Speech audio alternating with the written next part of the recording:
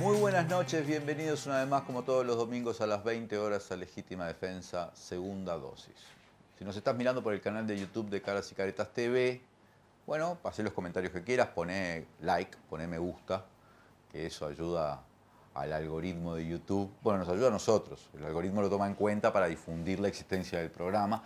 Y podés hacer también donaciones a través de los super stickers, super chats, super gracias, todas esas formas que tiene YouTube de permitirte que nos ayudes a financiar este proyecto. Si todavía no sos socio o socia de la comunidad de Caras y Caretas o no te has suscrito al canal, hacelo, aprovechá el día de hoy para hacerlo.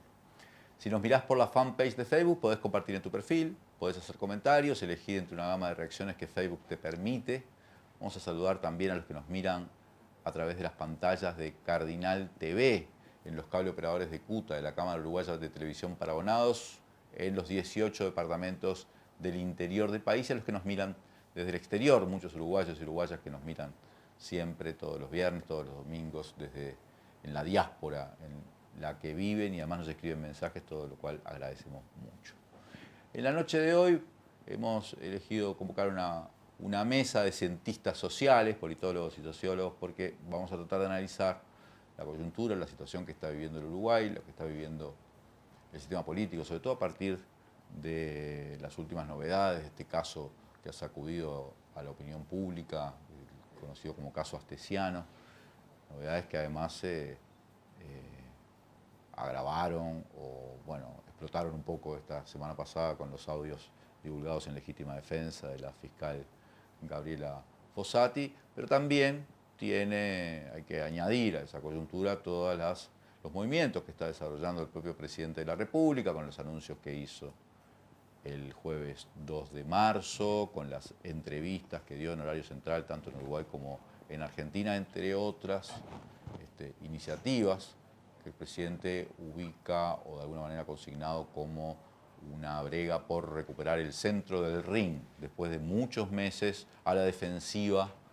con las repercusiones de este caso, que pretendía haber cerrado con el acuerdo abreviado que firmó la fiscal con Alejandro Astesiano, dando por cerrada, digamos, la causa principal contra el ex jefe de seguridad de la Presidencia de la República, y ella misma evaluando que no iba a haber más sorpresas en relación con esta mega causa.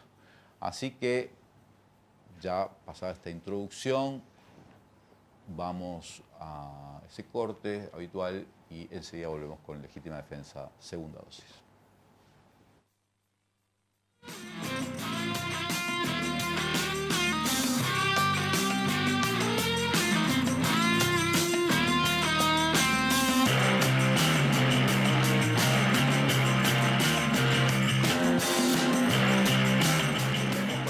Defensa, segunda dosis, gracias a todos y todas los que nos están acompañando. Damos la bienvenida a nuestros invitados e invitadas. En primer lugar, al politólogo Gabriel de la Coste, que es docente de Facultad de Ciencias Sociales y además es columnista habitual del semanario Brecha. Bienvenido, Gabriel. En plan de correcciones, como veníamos hablando, no soy docente de Facultad de Ciencias Sociales, Docente, pero fui mucho fue tiempo. docente de Facultad de Ciencias Sociales y Muchas ahora gracias por la es invitación. un columnista y analista en el semanario Brecha. También damos la bienvenida al sociólogo Eduardo Botinelli, director de la empresa de encuestadora Factum. ¿Cómo te va, Eduardo? Gracias. Un gusto estar acá.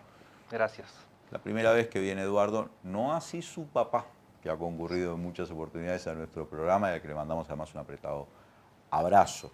Y nos acompaña la politóloga Inés Cortés, que es además diputada suplente por el Movimiento de Participación Popular, la lista 609 del Frente Amplio. Gracias, Inés, por acompañarnos. Un gusto también acompañarlos y bueno, gracias por la invitación.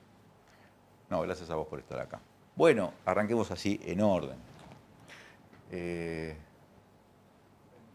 Gabriel, haciendo un panorama, un análisis así como somero de la situación política que está viviendo el Uruguay a partir de este caso tan resonado. Primero, el Frente Amplio sostuvo, horas después de que se divulgaran los audios en Legítima Defensa, que estamos ante una crisis institucional o ante lo que consideran una megacausa corrupción más importante desde el retorno de la democracia. Llegaron a hablar en esos términos, ¿no? O sea, más allá de posibles divergencias en términos de cuáles han sido las causas más importantes, estamos hablando de un caso extraordinario, digamos, para la historia reciente del Uruguay.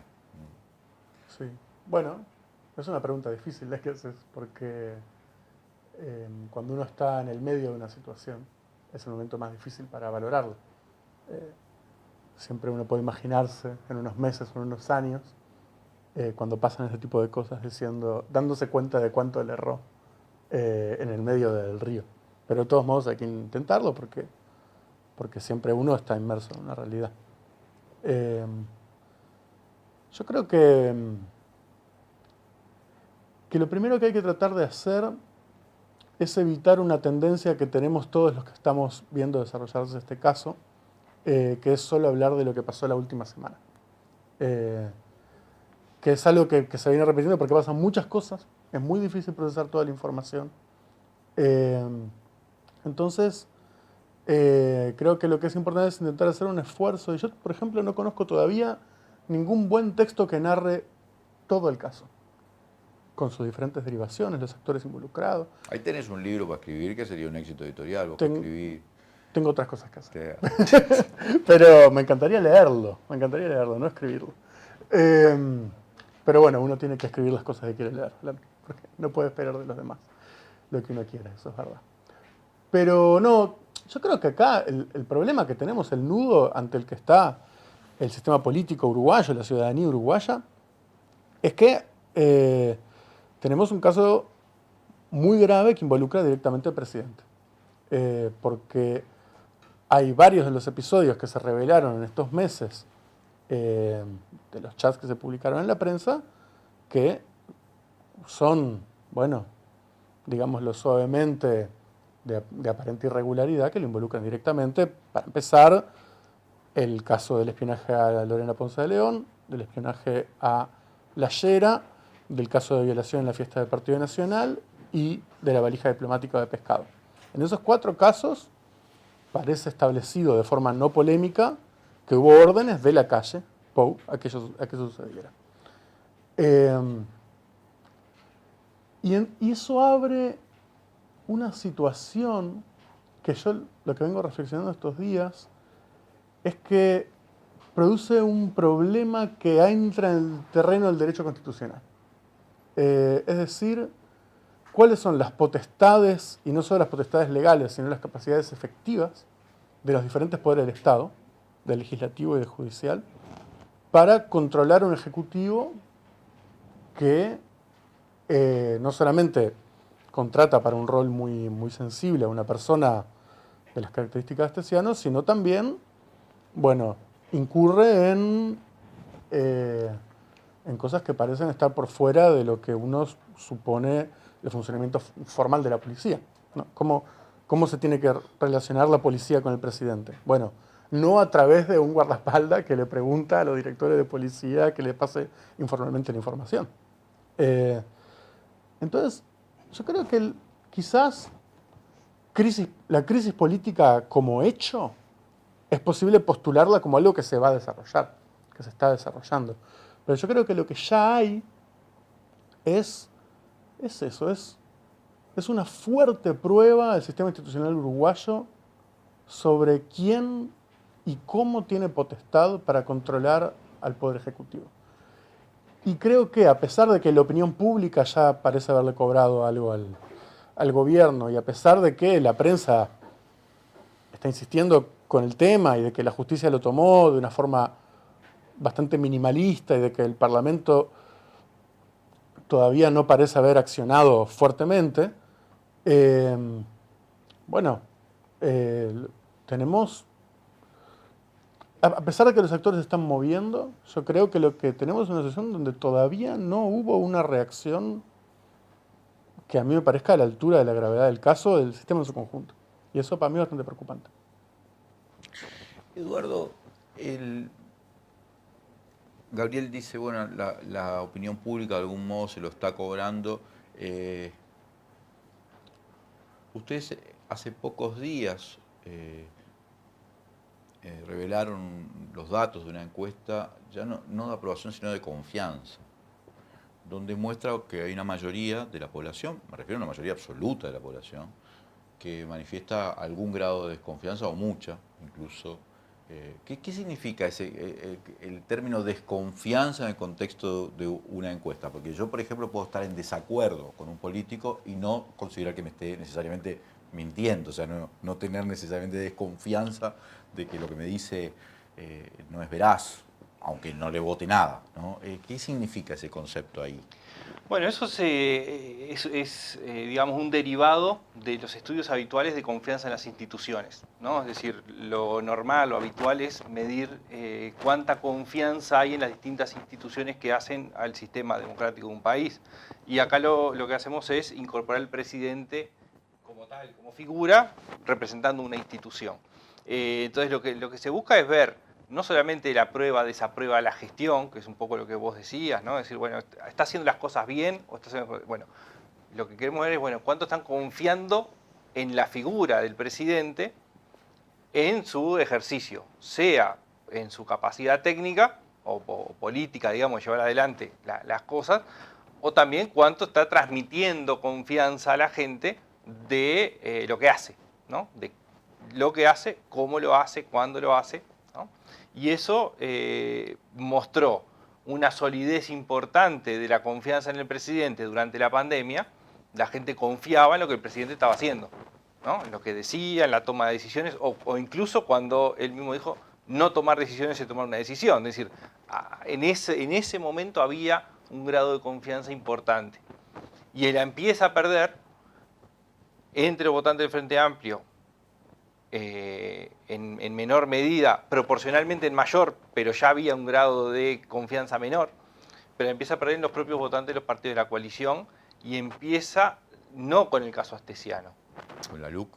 empieza con la campaña, con la presentación de la recolección de firmas. Nosotros ahí hemos encontrado en varios indicadores de la opinión pública que se generó un cambio en la imagen del presidente, del gobierno, y donde se polarizó más las opiniones, donde los Frente Amplistas abandonaron, los que quedaban, digamos, los votantes del Frente Amplio, no los Frente Amplistas, los votantes del Frente Amplio, abandonaron la visión más positiva que podían tener. En lo único que se sostuvo fue en el tema de la pandemia, se sigue sosteniendo hasta el día de hoy.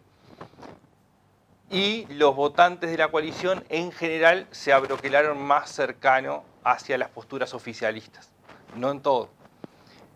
Pero en ese mismo periodo se da este proceso de caída de la confianza del presidente que empieza con la LUC, con el periodo, digamos, electoral de la LUC, ¿no? del referéndum, y que sigue cayendo hasta fin del año pasado.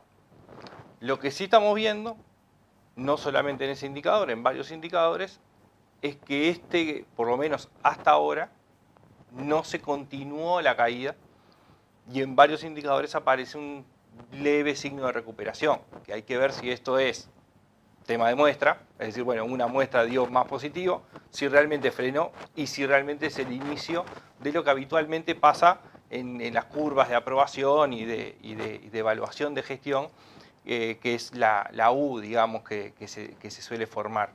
En este caso sería muy corta la ventana de caída, si realmente estamos entre ese episodio. ¿Por qué? Porque la pandemia ofició de alguna forma de colchón para el inicio de la caída, en la aprobación esperable, ¿no? Y así como fue un problema para el gobierno desde el punto de vista de lo que significó llevar adelante una gestión de la pandemia, en términos de opinión pública le fue relativamente favorable. Entonces, en ese contexto tenía niveles altos de confianza y después la empezó a perder. Te pregunto si hay un aspecto como estacional, porque vos decís, hasta diciembre cambia, venían caídas y después se mesetó, podemos decirlo, o se detuvo esa caída, pero bueno, enero y febrero enero prácticamente no tuvo hechos polémicos en el sentido de que, por ejemplo, bueno, tuvo la sequía, los incendios, en fin, pero eso sucede muchos veranos, no una sequía tan grande, pero en fin. Pero, por ejemplo, no apareció, no trascendió ningún nuevo chat, ningún nuevo audio, estuvo como detenido el caso.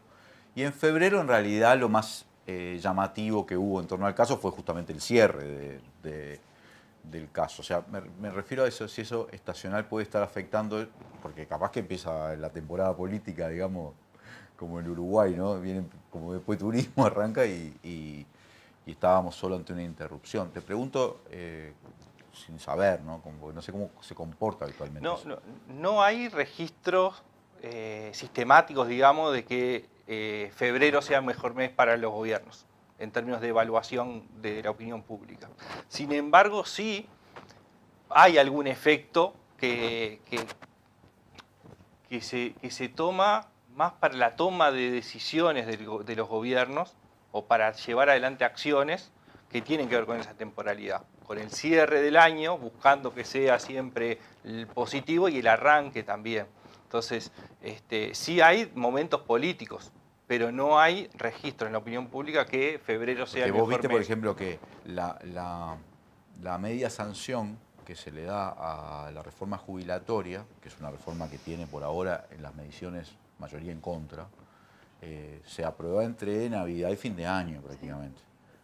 Y bueno, las hipótesis que veníamos conversando un poco en esos análisis no profesionales que hacemos cotidianos, decir, bueno, está, el gobierno te lo aprueba ahora esto porque estamos en este momento del año y después viene como una tregua, que es enero, que igual en enero no pasa nada, está todo el mundo en baliza, más o menos esa lógica de repente es simplemente una fantasía, una ilusión que tenemos, pero pensé que podía estar afectando, que de repente afecta, no sé, Sí. no sé cómo se mide tampoco eso. Sí, a ver, creo que la reforma de la seguridad social fue más tarde de lo que quería el propio presidente Sí. y más temprano de lo que querían otros socios, ¿no? Es decir, Sí, ahora está esa discusión, ¿no? y ¿Cuándo bueno, se va a votar en diputados? o sea, hubo un retraso en la negociación que llevó al apuro final de aprobarlo antes de fin de año, porque además fue sesión especial, porque además tenía que entrar en la Cámara de Diputados con un proceso por delante y con fechas, porque lo otro es cuándo termina la discusión final. Es decir, si se va mucho el tiempo, para el gobierno no es positivo, porque una reforma de esta, que como decís, no levanta simpatías, tampoco es dramático, pero sí es, la mayoría está en contra de lo que conoce de la ley. Bueno, cuanto más cerca de la elección es peor para el gobierno. Entonces lo que necesita es cuanto antes finalizarlo.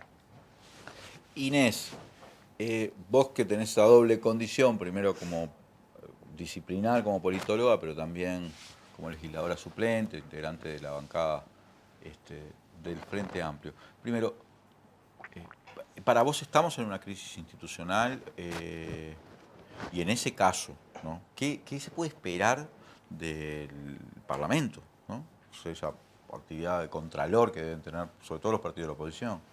Bueno, es un tema. Coincido un poco con lo que planteaba Gabriel al inicio.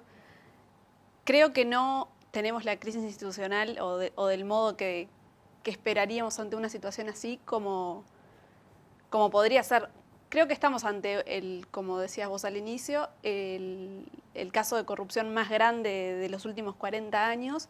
Sin embargo, no tiene el tratamiento, a mi juicio, desde mi forma de ver, que tendría que tener. No están prendidas todas las alarmas, ni se están haciendo todas las cosas que deberían o podrían hacerse, incluso desde el Parlamento, incluso desde el propio Frente Amplio. Y bueno, será una debilidad a trabajar también justamente porque en el medio el gobierno marca la agenda dentro del Parlamento y eso hace que te encierres discutiendo. Ahora, por ejemplo, en diputados está la discusión de la reforma de jubilaciones y pensiones y es de martes a jueves y ahora de martes a viernes todos los días. Es un ritmo sumamente acelerado que obviamente te distrae de otros temas. Pero es eso. No sé si lo llamaría crisis, porque no están dadas las características propias de una crisis, pero me parece que es aún más grave la situación porque lo que hay es un deterioro institucional. Y se corrieron los límites de lo que es sorprendente y de lo que es indignante. Y eso para mí es mucho más grave, pues está afectando el sentido común. Dentro de la opinión pública, de repente naturalizamos que haya audios que en cualquier otro contexto o en cualquier país serían escandalosos. e incluso en un gobierno frente amplista, un audio del tipo de los que se han filtrado serían realmente, no sé en qué situación estaríamos hoy a nivel institucional. Creo que es eso. Igual no es la misma situación la que vos vivís si los audios de Fossati se divulgan en un programa por streaming, por más que es un programa por streaming que tiene mucho rating, pero que, por ejemplo, ningún canal reprodujo el audio el día sábado. O sea, el viernes fue que nosotros lo divulgamos. El sábado no se hizo mención. Recién lo mencionaron el día domingo, porque la fiscal el domingo pidió licencia médica, mandó una carta pidiéndose la apartada de la causa. Eso el periodista Gabriel Pereira lo divulgó, y ante esa semejante repercusión política, repercusión institucional de lo que estaba, ahí es que los canales lo trataron. Yo lo planteo porque esto es un dato, Sí, sí. sino que demuestren que el sábado hubo algún canal que mencionara la existencia de ese audio. Es una cosa llamativa, pero que me parece que tiene una consecuencia en cómo la opinión pública toma los temas. Sin no es duda. lo mismo si vos publicás eso y al otro día explota en todos los medios, ¿no? Lo tiro porque eso Sí, también sí, está. totalmente. No, y que en definitiva me parece que estamos avanzando hacia una forma de concebir la política de una opacidad muy grande. Y ahí está, para mí, el mayor riesgo de esto, y que es más a largo plazo. Que la sociedad uruguaya naturalice determinadas prácticas desde el gobierno nacional que antes eran impensadas, y bueno, es muy preocupante. Porque que sigue a todo esto. Incluso viendo, sin ir al último audio de la última semana, si haces la cronología, como decía hoy Gabriel, y ves lo que el presidente declara del tema, cambió la versión rotundamente. Y empezó diciendo, ay, me equivoqué, no sabía que tenía antecedentes, cuidaba a mis hijos, ¿cómo voy a dejar que cuide a mis hijos si hubiese sabido que era un delincuente? Después, bueno, sí, algunas cosas sabía. Después, ahora en la última entrevista con Blanca, que él no la acompañaba a ningún lado, que estaba ahí como liberado para hacer sus tareas delictivas, en definitiva. Pero él no tenía nada que ver. Y uno de los últimos audios en el cual Astesiano pide que le solucionen una deuda, lo nombra, dice, sí, acá estoy hablando con el uno, y en todos los audios lo nombra. Y yo digo, imagínense las personas que nos estén viendo, que trabajen en una empresa, en el ámbito privado, que un compañero de trabajo hable en nombre del gerente general o del director de la empresa, el director no se va a enterar que está hablando en nombre de él. O sea, es impensado que Astesiano estuviese hablando con un pueblo dentro del Estado en nombre del presidente y nadie le haya dicho al presidente, mirá que Astesiano está hablando en tu nombre. Es raro. Por lo menos a mí me produce como... Digo, pero a la vez nadie lo cuestiona en los medios, ni incluso en el Parlamento. ¿Pero cuál esperarías vos, Inés, que fuera la forma, cuál sería para vos la reacción ante una crisis institucional en un país como Uruguay, donde existe un sistema de partidos más o menos representativo? Porque hay otros países donde la gente no se siente representada y igual salen a romper todo.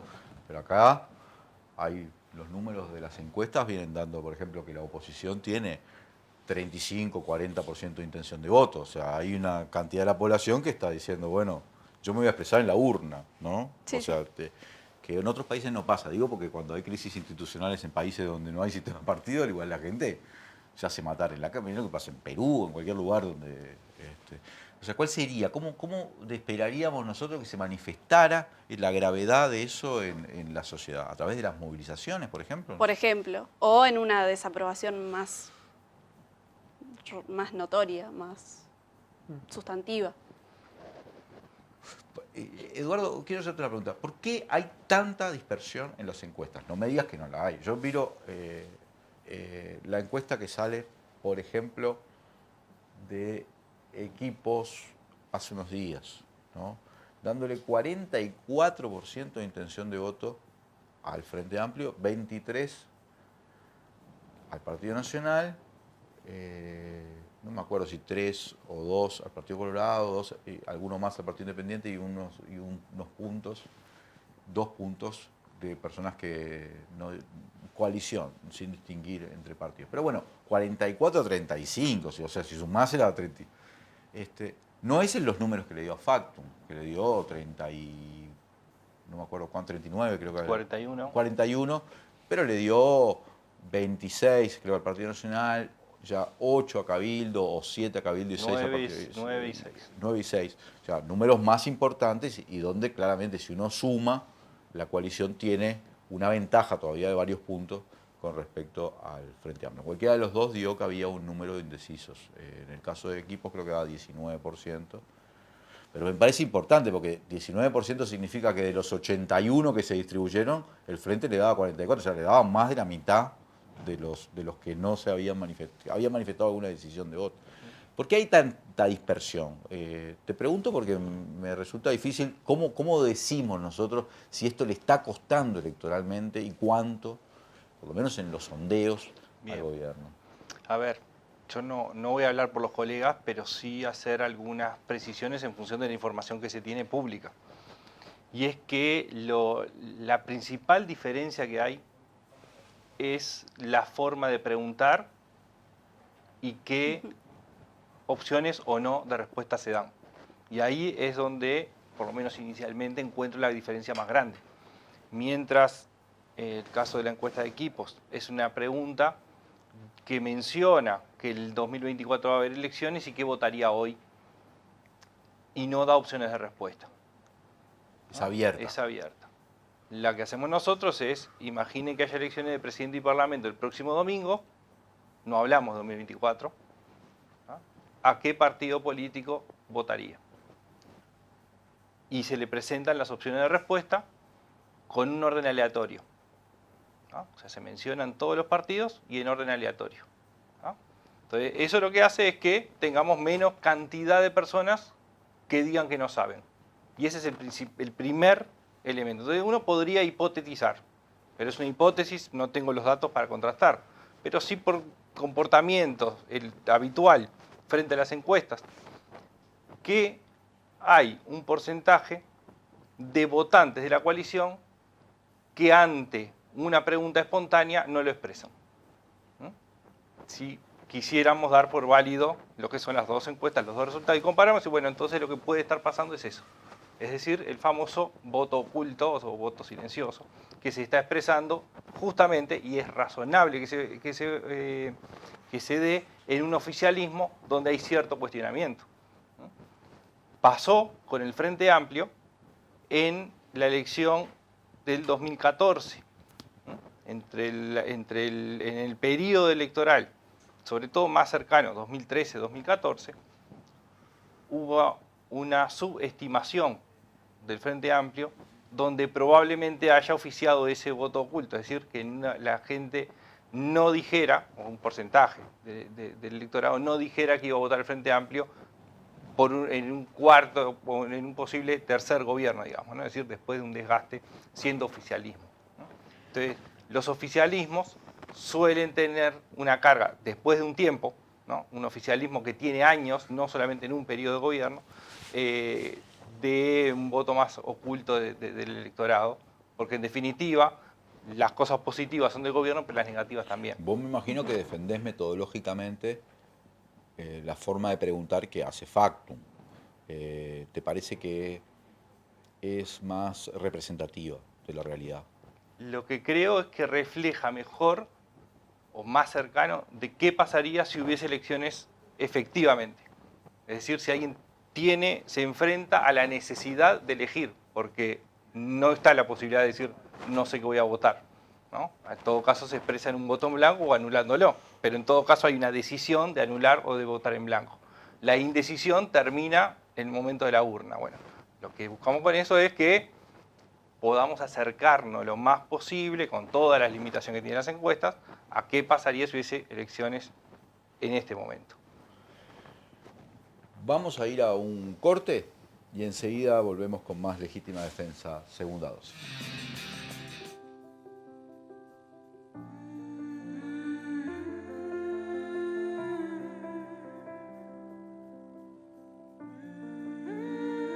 Vos agradecés contar con el mejor equipo médico. Nosotros te agradecemos por elegirnos, brindándote cada vez más atención humana, innovación y beneficios. Afiliate por el 1444 o en casmu.com.uy. Casmu, estamos para cuidarte. A veces estamos muy en la chiquita. Y si no, mira. Sí, ponele choclo, picles, ¿te gustan? Dale, ponele todo. Total es gratis. Estamos tan en la chiquita que barremos cualquier tipo de límite. ¡Epa! ¡Qué boquita! ¿Eh? Pero, aunque parezca que hasta los más chiquitos están en la chiquita, solo parece. Tomá, pateala, campeón. Porque los uruguayos somos grandes. De corazón, no estés en la chiquita. Pensá en macro. Cuanto más compras, menos pagás. Macromercado es negocio. Firma Digital Habitat es una plataforma para que todos los usuarios puedan subir, firmar y enviar documentos con la misma validez que la firma presencial, garantizando que todos son quienes dicen ser. Solicitala sin costo en nuestra web e identificate por única vez en cualquiera de nuestros locales para poder firmar desde donde estés. En Habitat, hoy más que nunca, te hacemos la vida más fácil. La reforma de la seguridad social que propone el gobierno va en contra de los intereses de los trabajadores y trabajadoras. Aumentar la edad, bajar las jubilaciones y privatizar. El verdadero problema del sistema es la asistencia a la caja militar y el fracaso de la SAFAP. Esta reforma no es técnica, es ideológica. Trabajadores y trabajadoras del Estado en defensa de tus derechos y del trabajo, decimos no a esta reforma.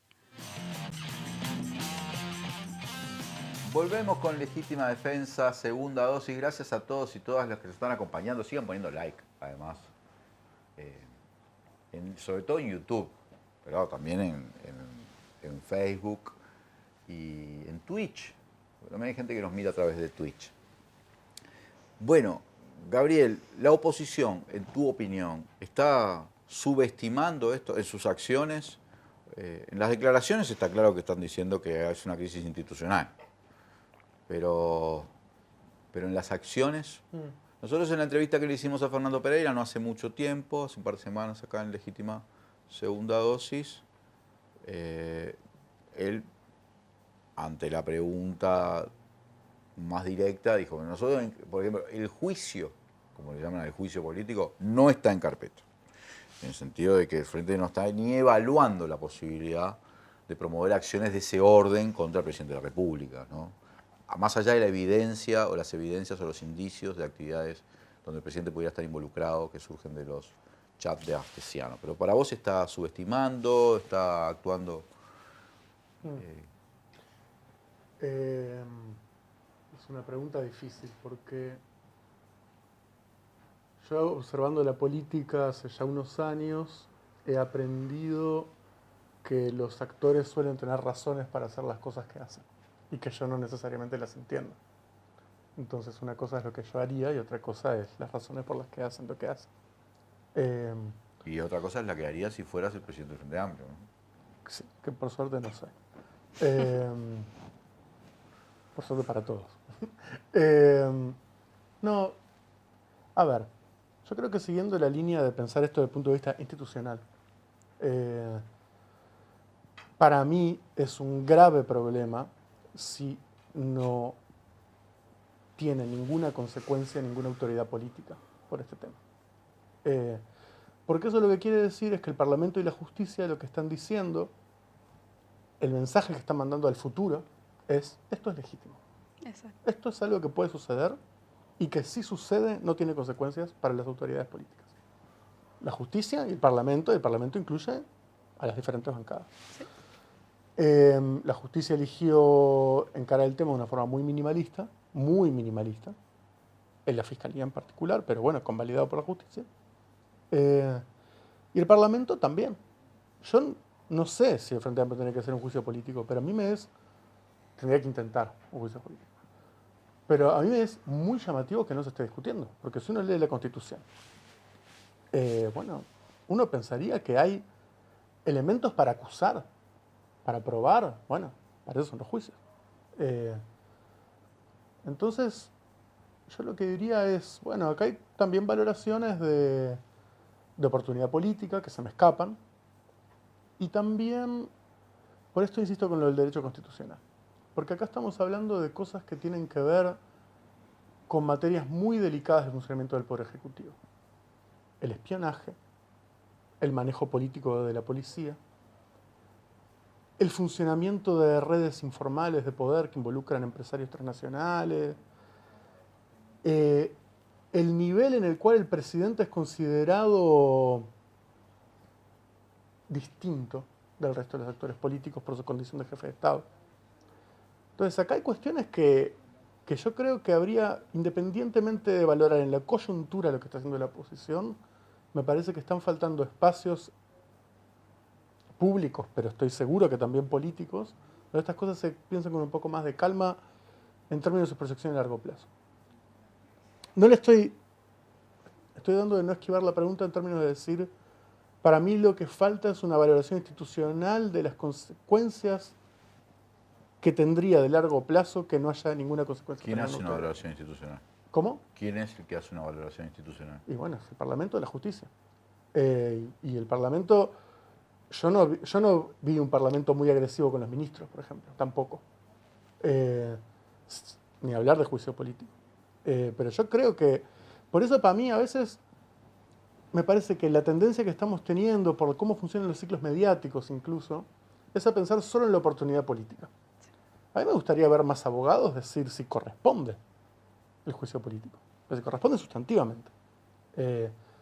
Me gustaría ver instituciones, colegio de abogados, asociación uruguaya de ciencia política, facultades, decir, bueno, porque capaz que no corresponde, pero a mí me llama la atención la falta de discusión sobre eso. Heber, la responsabilidad política de los ministros sobre las acciones de los policías, de las autoridades de la policía. Entonces, bueno, ¿qué hacen y qué no hacen los actores? Bueno, eso hay que preguntárselo a los actores, pero a mí me es llamativo que demos por sentado que, bueno, y esto para mí tiene mucho que ver con cómo cuando empezó a estallar el caso, muchísimos actores confluyeron en decir, hay que esperar a la justicia. Estamos esperando a la justicia.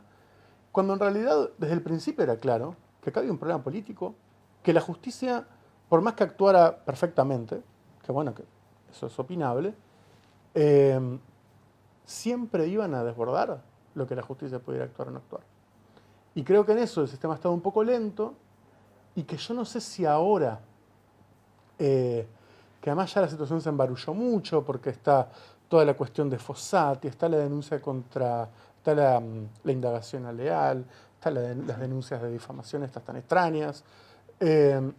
Entonces ahora el esquema está enrarecido, la situación está enrarecida. Ahora, Gabriel, en el Uruguay, para que caiga alguien, tiene que perder apoyo de su propia bancada. No cae nunca. Sí. Es más, la renuncia de Raúl Sendic a la vicepresidencia es clave el no tener el apoyo del Frente Amplio. Si no, Raúl Sendic, bueno, habría quedado a su decisión de no renunciar o no, pero no iba a ser la oposición la que lo tirara, ¿no? Correcto. Y acá el oficialismo parece muy abroquelado en que, Bueno, pero por ahora por lo menos, ¿no? a mí también me gustaría escuchar cuáles son los argumentos del oficialismo para apoyar determinadas conductas en espacios institucionales. Porque me parece que, bueno, cada uno decidirá qué apoya y qué no apoya. Pero me parece que hay cosas... ¿Pero vos escuchaste algún pronunciamiento que no sea del seno, del núcleo duro del presidente, por ejemplo, defendiendo a Heber? No sé, legislador del Partido Colorado, legislador del Cabildo Abierto, ¿alguien defendiendo a Heber? Bueno, pero que voten. Me parece que eso para eso son los espacios institucionales. Para ver cuál es la valoración política del Parlamento de esto que pasó con Heber. A mí me gustaría saber más sobre eso. Y me gustaría saber no solamente del Parlamento, de organizaciones sociales, de organizaciones académicas, de organizaciones profesionales, y no desde un punto de vista de la opinión, de lo que a mí me parece. Cada uno tiene su opinión, pero empezar a discutirlo, porque acá hay cuestiones que son muy serias. ¿Cómo el Uruguay tiene una Secretaría de Inteligencia? ¿Cómo se relaciona una Secretaría de Inteligencia con el hecho de que el guardaespaldas del presidente habla directamente con la policía? ¿Qué trazabilidad tienen las cámaras del Ministerio del Interior para saber quién las vio y cuándo, o el guardián? ¿Por qué? A mí me resulta muy llamativo que un guardaespaldas del presidente ande diciendo alegremente por ahí que mira al guardián, que mira las cámaras, y la justicia no parezca ser capaz de probar si sucedió o no sucedió.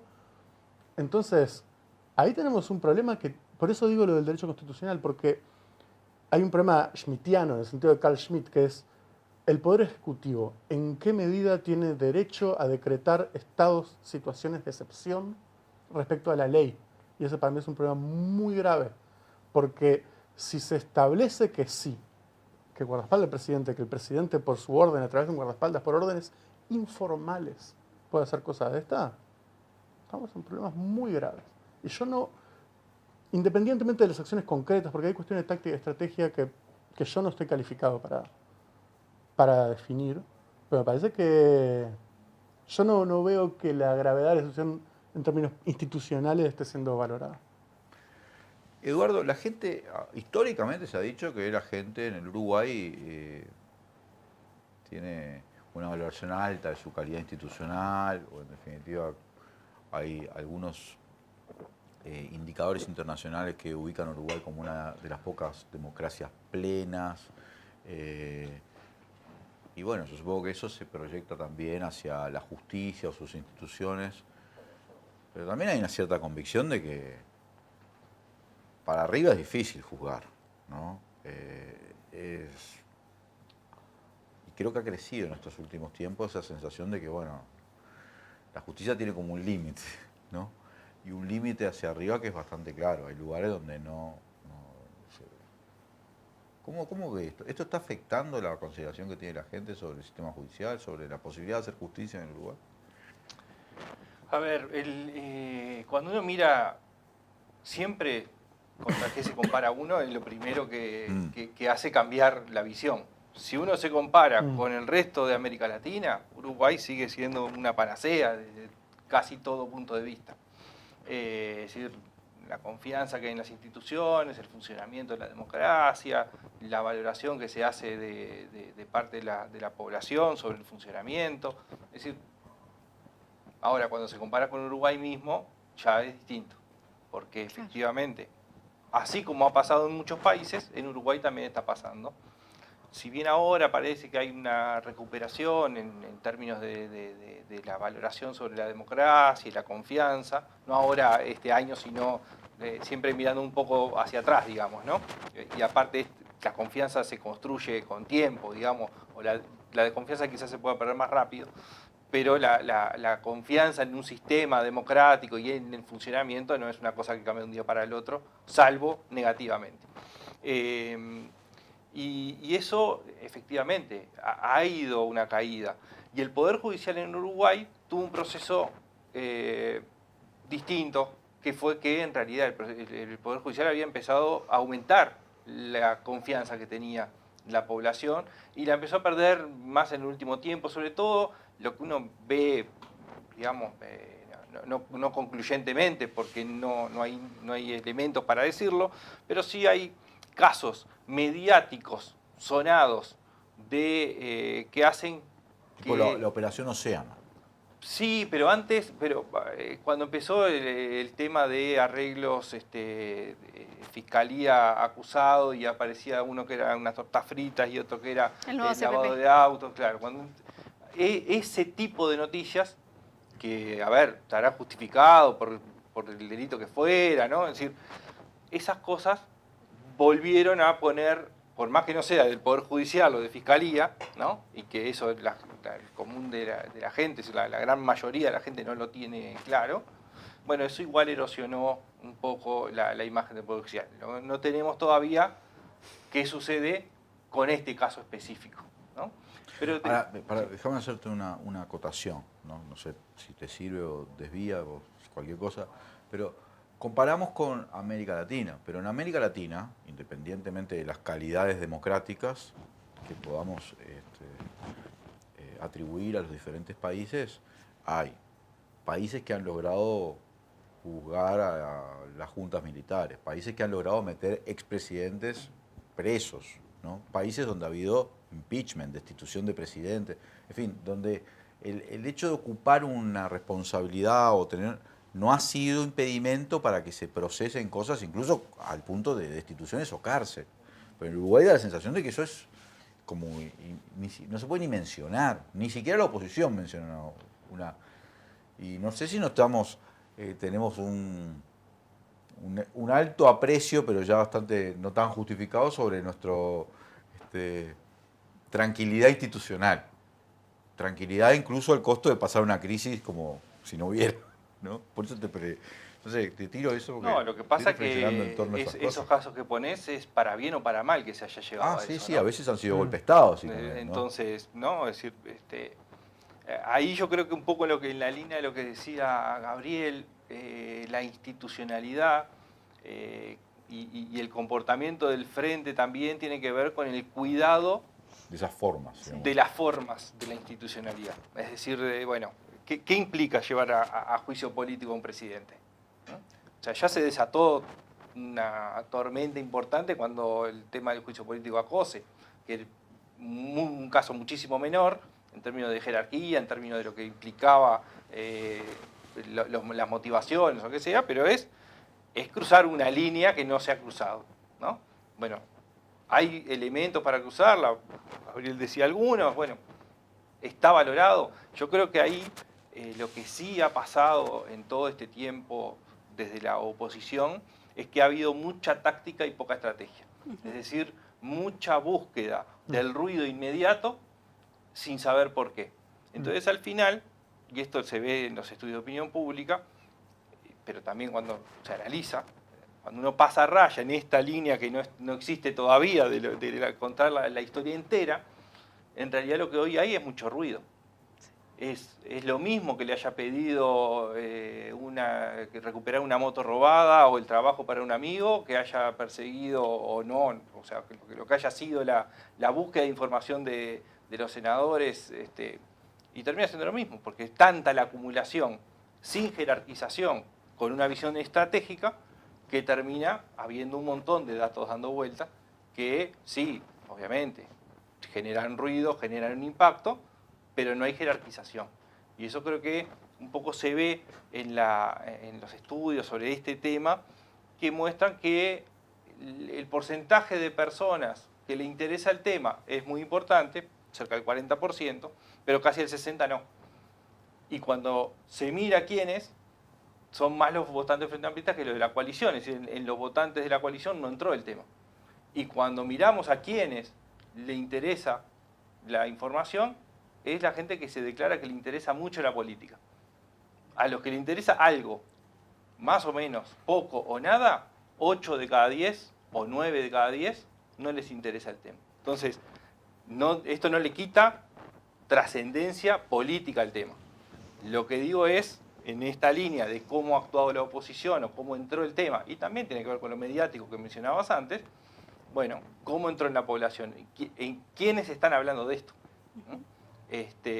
Y cómo está actuando la oposición frente a lo que sucede y frente a cómo se está recibiendo.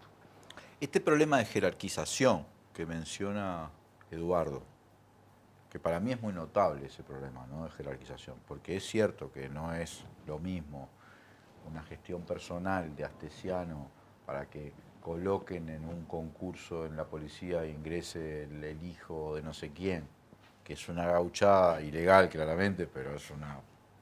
En fin, no es lo mismo eso que hacer una pesquisa ilegal sobre Mario Lallera. En el contexto además de que Mario Lallera era el exdirector de policía y estaba en contra de la LUC, o sea, en el contexto más de una campaña electoral. O ni hablar la investigación o el espionaje ilegal o el armado de causas contra Charles Carrera o Mario Vergara. Son casos, pero el de Lallera en particular lo menciono porque en teoría no, bueno, el último audio está claro que Astesiano lo dice, él dice que lo dice por orden del presidente, armar la reunión con ¿no? Este problema de jerarquización, el frente, ¿cómo lo puede trabajar? Porque la disposición de información de manera abrumadora y la disposición de pocos medios, relativamente, que tiene el Frente Amplio, impide a la oposición a veces decir, bueno, estos son los temas y esto lo voy a desestimar no porque no sea importante, sino porque, en fin, tengo que elegir. ¿Cómo lo trabajan? ¿Cómo ustedes? Porque en el caso de Carrera y Vergara, claramente cuando surgió esa información, se hizo hasta una cuestión de fueros en el Parlamento. Pero en el caso de la Llera, no. Nadie hizo el escándalo que quizá ameritaba el semejante acto, ¿no? No sé, ¿cómo lo ven ustedes? Bueno, ¿Ustedes discuten esto en el Parlamento o están todo el día hablando de la reforma jubilatoria o capaz que tienen? depende de la Cámara. Además tenemos está esa complejidad. En diputados ahora está todo como Tomado. tomado por la reforma. O sea que En puede el salir Senado- un audio como el que salió el día jueves en TV Ciudad, donde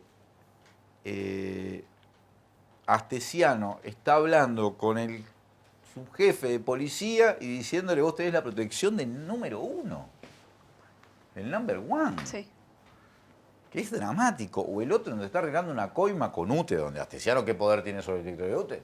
De $150.000 y no se detiene. La discusión es la reforma del... Sí. No, y bueno, y también tenés las propias dificultades. Capaz que tampoco al frente le interesa. O sea, le interesa, No, pero... el Frente Amplio tiene sus órganos de toma de decisiones que discuten. La Mesa Política Nacional sí está discutiendo estos temas, pero tenés la complejidad de que es un ámbito muy amplio, donde va mucha gente y donde todas las discusiones en el Frente Amplio son más lentas de lo que nos gustaría. Y la propia lógica interna, centralismo democrático y todas las formas que tiene el Frente para definir su estrategia y su táctica, terminan entorpeciendo y siempre van más lento de lo que va la agenda pública y bueno, en algunos puntos es una debilidad, sin lugar a dudas. Porque cuando se divulgan los audios de Fossati, el Frente tiene reuniones urgentes y hace una conferencia de prensa. Y yo entiendo que lo haya hecho, porque los audios de Fossati daban para eso y para mucho más. Pero después aparecen casos, y antes han aparecido casos, y no hay un pronunciamiento así de inmediato de la oposición. Ni hablar del oficialismo, ¿no? Que yo tampoco lo he visto, pero ni un comunicado que Partido Colorado podría haber dicho, bueno, pará. ¿No? Alguna vez he visto a Gandini o algunos legisladores diciendo, che, no, esto es un bardo que de alguna manera hay que encarar. Pero no lo veo, entonces no sé si es que también esa cosa abrumadora de la información ha hecho como que, Sí, que de alguna manera esté como anestesiada la propia fuerza política, en el sentido de decir, bueno, ya es tanto que... Eso, hay un riesgo de eso, ¿no? Sí. Bueno, y ahora Fernando Pereira, que tiene un rol mucho más protagónico como presidente del Frente Amplio y que sale a los medios mucho más seguido de lo que estábamos acostumbrados, habla del tema, pero tampoco puede hablar todo el tiempo. Y bueno, a veces es eso también. Y de qué hablar y de qué no, cómo jerarquizarlo, es lo mismo, ¿no? Y además a través de una denuncia penal, sí. ¿Qué papel te ocupa este tema, Gabriel, o debe ocupar este tema? Te pregunto. ¿Este es el tema que debe ser dominante en los próximos tiempos para la izquierda? ¿O este es el tema que hay que pasar a discutir otra cosa, hay que concentrarse en los temas? Como viste que hay gente que dice, todo bien, pero hay que hablar de los temas que importan, y a la gente le importa el salario, le importa el empleo, le importa la reforma jubilatoria, esto... Y bueno, yo creo que esa es una pregunta sobre la que no habría que dar una respuesta improvisada. Yo creo que el problema, o sea, el Frente Amplio corre el riesgo de ganar las próximas elecciones. Entonces, conviene... Es un riesgo lindo para el Partido Político. Bueno, pero conviene que sepa qué quiere hacer si gana. Y para mí no es obvio que va a ser el Frente Amplio. Vemos el caso argentino, vemos Brasil, vemos Chile. Las izquierdas que están llegando al poder en los últimos años, no es tan obvio cuál es su agenda. Y yo quisiera pensar que hay gente pensando en cuál va a ser esa agenda. Después, en cuanto a cómo vos te orientás hacia la opinión pública, en términos de acciones políticas, de agenda, de propaganda, de lo que sea, es opinable. Yo me he dado cuenta que normalmente yo me equivoco. Tengo que pensar eso. Lo que sí creo es que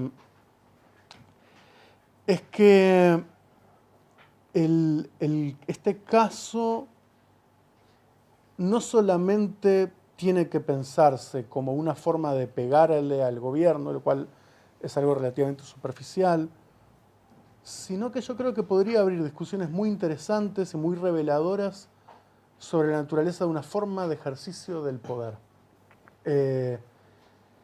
Y de qué pasa con la politización de la policía. ¿Qué pasa con la forma como se maneja la comunicación desde el Poder Ejecutivo? ¿Qué quiere decir que el presidente manda? ¿A quién manda? ¿Cómo? ¿En qué sentido eso tiene que ser formal o es simplemente el number one que dice que viene?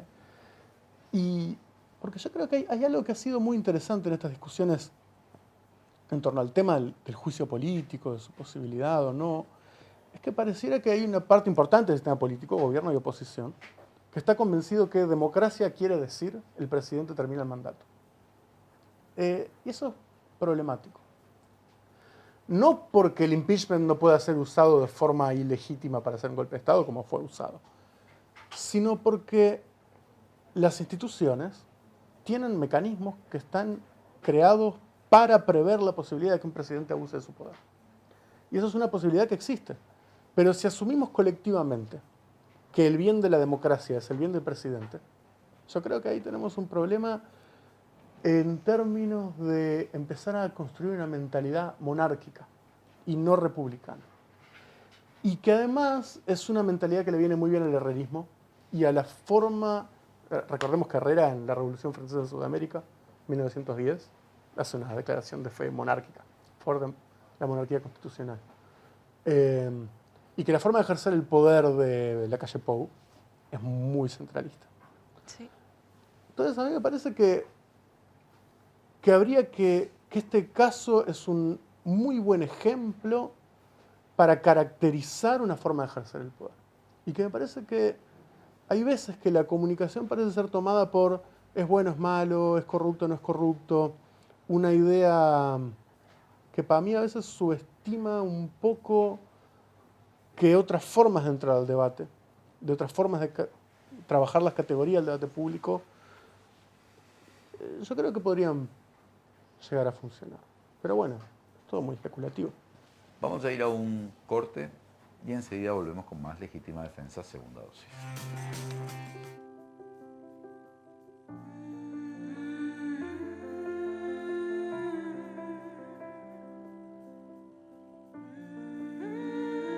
Vos agradecés contar con el mejor equipo médico. Nosotros te agradecemos por elegirnos, brindándote cada vez más atención humana, innovación y beneficios. Afiliate por el 1444 o en casmu.com.uy. Casmu, estamos para cuidarte. A veces estamos muy en la chiquita.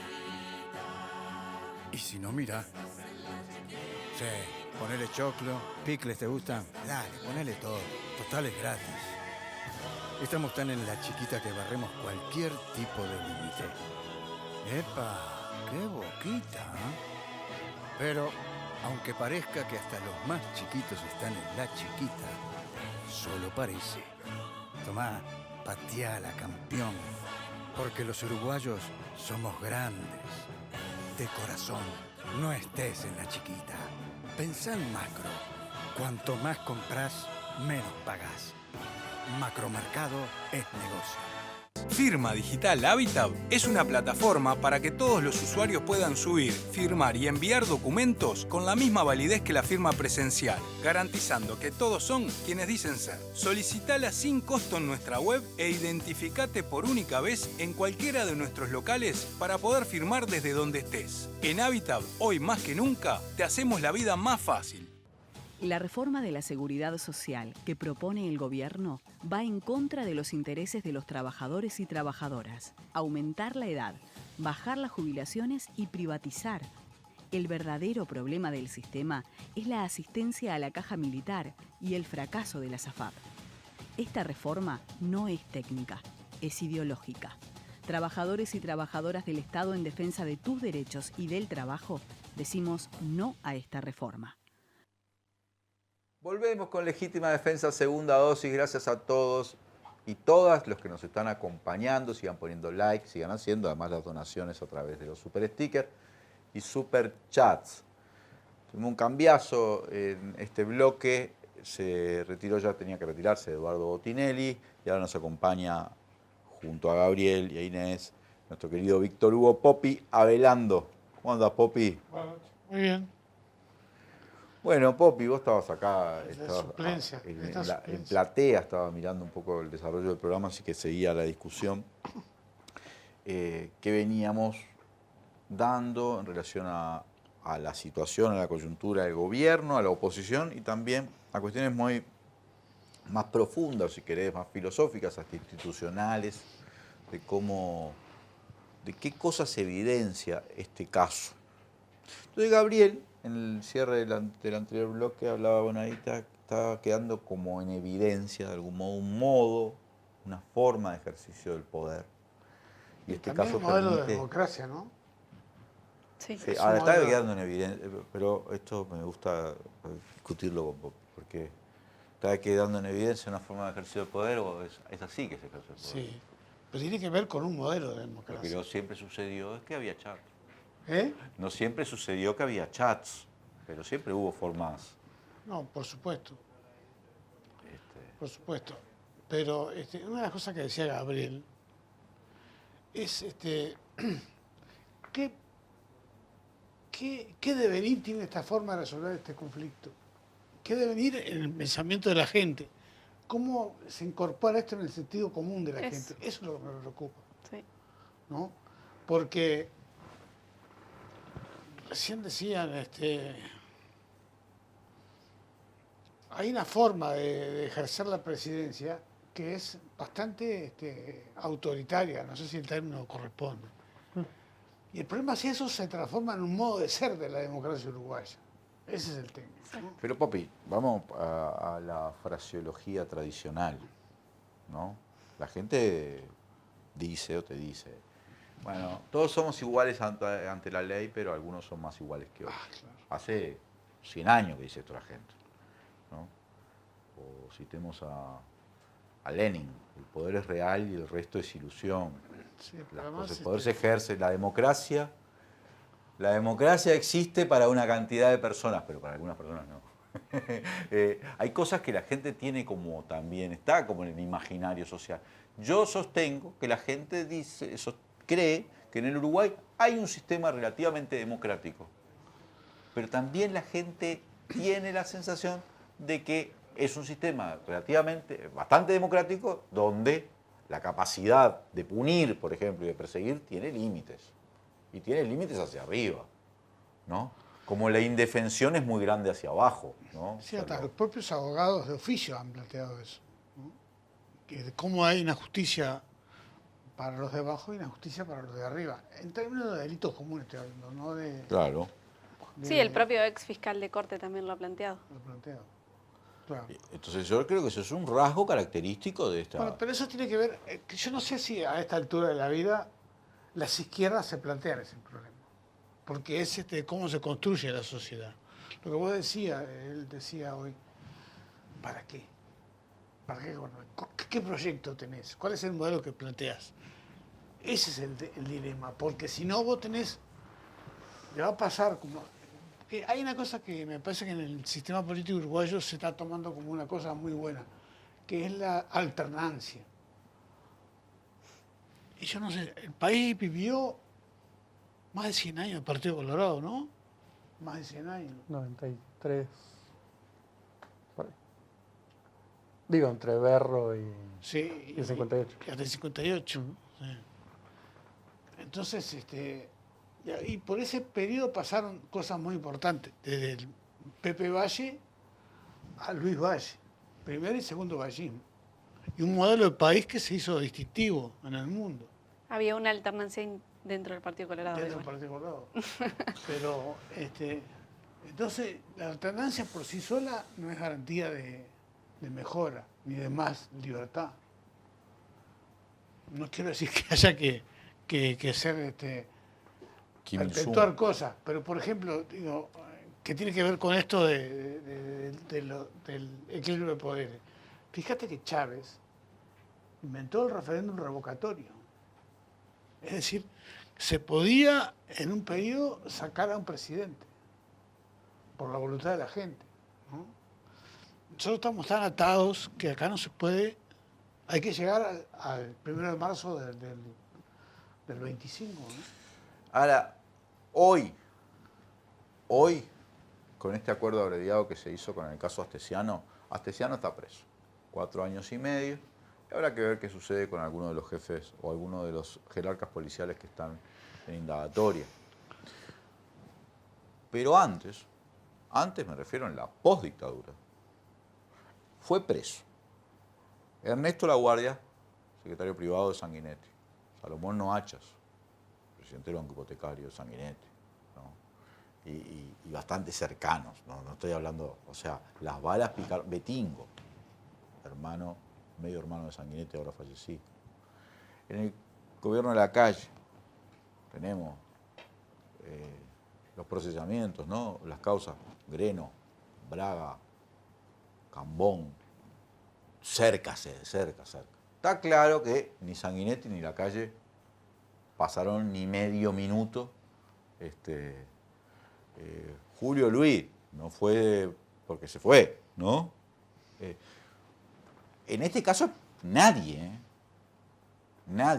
Yo me refiero a que, porque mirá que a Sanguinetti el secretario privado, como fue Laguardia, ¿no?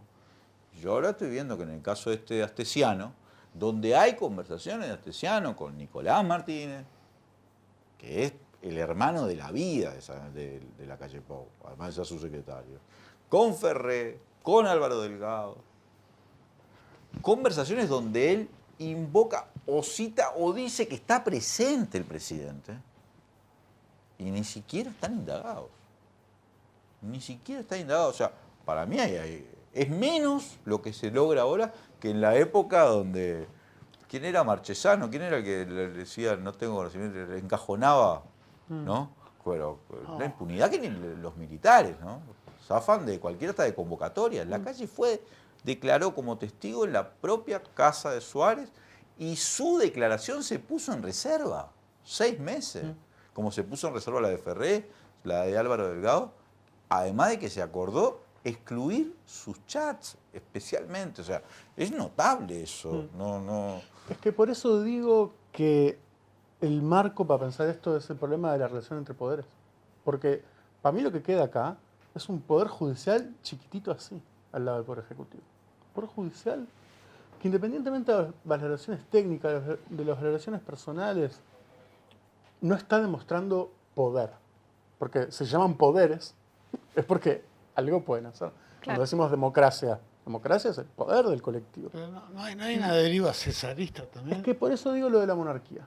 Porque al final, el presidente eso no es un ciudadano más.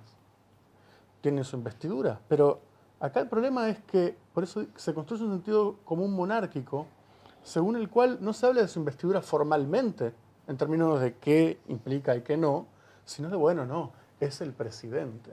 No, bueno, y si se quisiera preservar eso, ¿qué pasa con los ministros? ¿Qué pasa con los secretarios? ¿Qué pasa con todo un armado político? Una forma de hacer las cosas, una división del trabajo, que a mí me parece que, yo no sé, no leí los expedientes, entonces no sé exactamente qué investigó la fiscal, por qué tomó la decisión.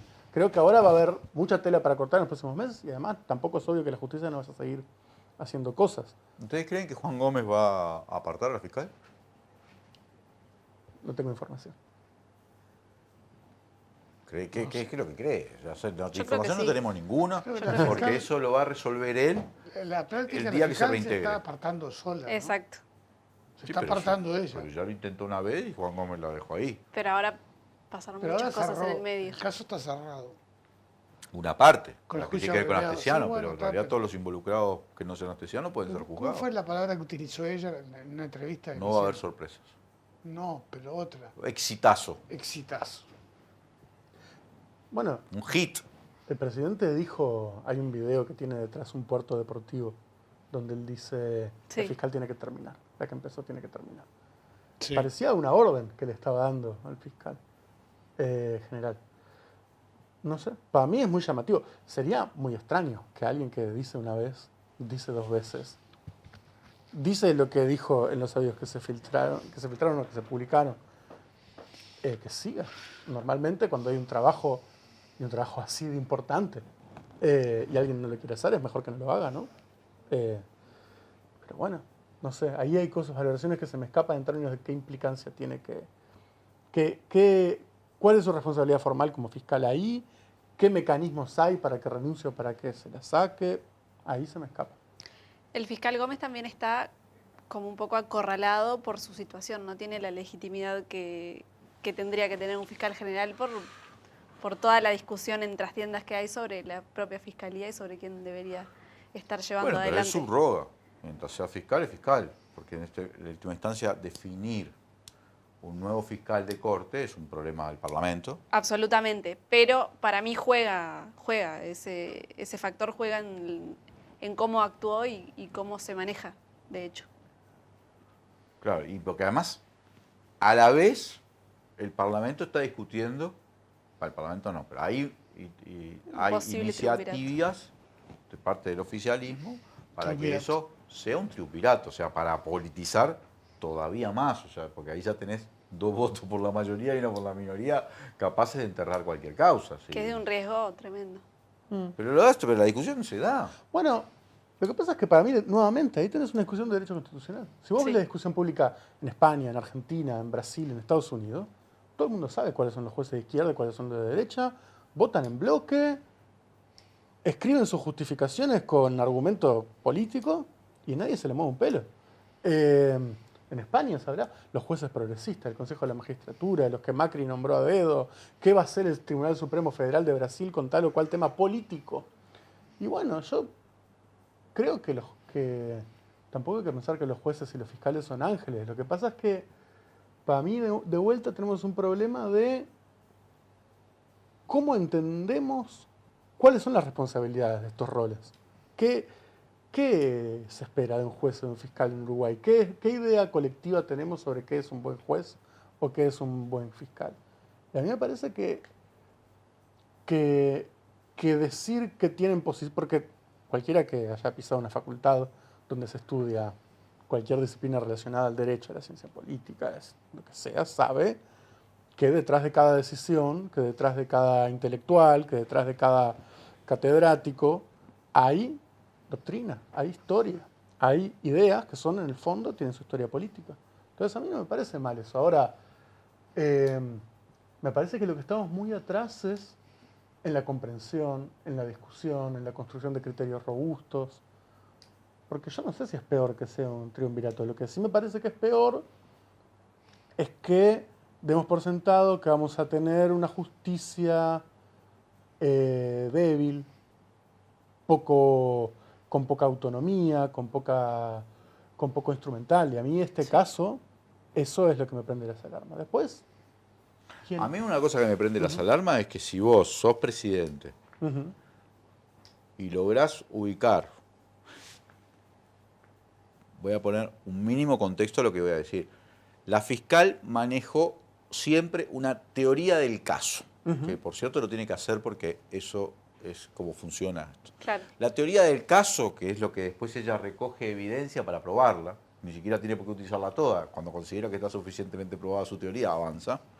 De la fiscal, claramente fue fue Astesiano, es una especie de fruta podrida en el marco de un lugar donde todo el mundo fue sorprendido en su buena fe.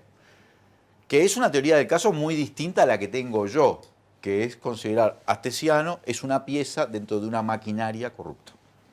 Es distinta la teoría. Entonces ella se condujo a probar que Astesiano hacía cosas para su provecho o invocaba y aprovechaba ese lugar de privilegio institucional que tenía para cometer esos delitos. Pero eso es una teoría del caso. Otra teoría dice, justamente va para otro lado. Dice, este es un factor, un elemento clave o un hub, una conexión, pero ni es el que manda, ni es el último beneficiario, ni nada por el estilo. ¿sí? Entonces, a mí lo que me preocupa es que un presidente, si logra ubicar ese factor, ese elemento, en un lugar difícil de acceder, porque vos podés elegir, si vos querés, puede ser tu esposa, puede ser tu secretario, puede ser tu jefe de seguridad, puede ser, alguien tiene que ser, pero si un presidente tiene la voluntad de corromper y elige, y después es un poder tremendo, porque no hay evidencia que sea suficiente para que la justicia actúe. Eso es lo que yo estoy viendo. Acá tenemos de todo en los chats. Y todo el dispositivo de investigación estaba corrompido. El que lo detiene, el que hizo la recuperación de los audios, el jefe, el subjefe, el coso, todos los actores. O sea, es una cosa, un nivel de una maquinaria, una cantidad de engranajes.